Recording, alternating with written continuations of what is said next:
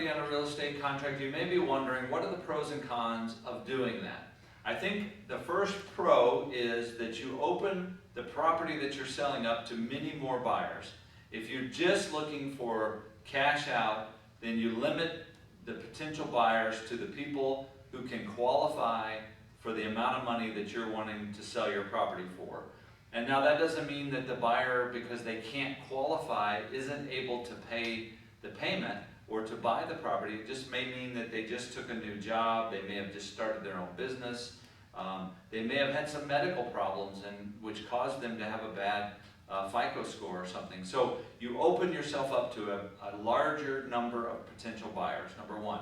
Number two is, typically because it's easier for a buyer to buy a piece of property on a real estate contract, it's been my experience that you can get a little bit higher price for the property because they don't have to qualify for the loan, they don't have to pay discount points.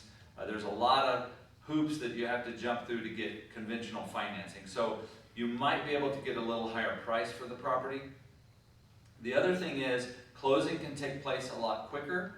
You don't have to wait for an appraisal, you don't have to wait for a loan to go through underwriting, you don't have to wait for the buyer to get all their paperwork to the bank to see if they qualify. That can all be done. I have literally bought and closed on a piece of property on a real estate contract in less than a week.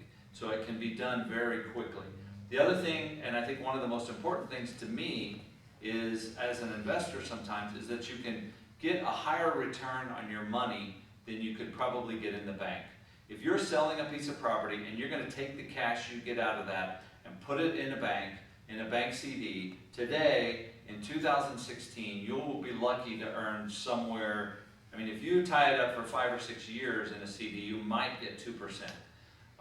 There is no standard interest rate on a real estate contract, but it's not unreasonable to ask someone for 6 or 7% on a real estate contract. So you look at the ability to take that cash out of your house and put it in a bank at 2%, or you take that cash, get a good down payment, screen your buyer, take that cash and reinvest it in the real estate and get 6 or 7%. To me, that makes a great deal of sense.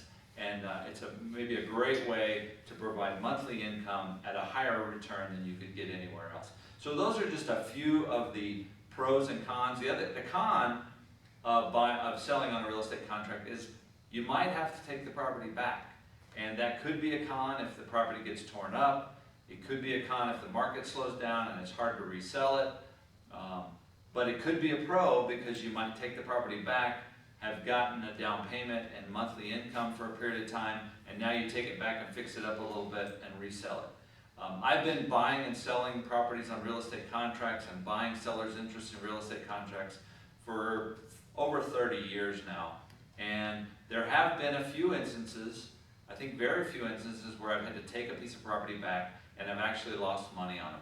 The majority of the time, I either break even and come out fine, or I make a profit because the property has appreciated, the buyers have paid it down a little bit. I mean, there's just various aspects of that. So those are a few of the pros and cons of selling a property on a real estate contract. Again, I always encourage you to talk to your realtor, talk to a good real estate attorney before you make a decision to sell your property on a real estate contract, and know what will happen, what could happen, the worst case and the best case, and make sure you feel comfortable with both of those.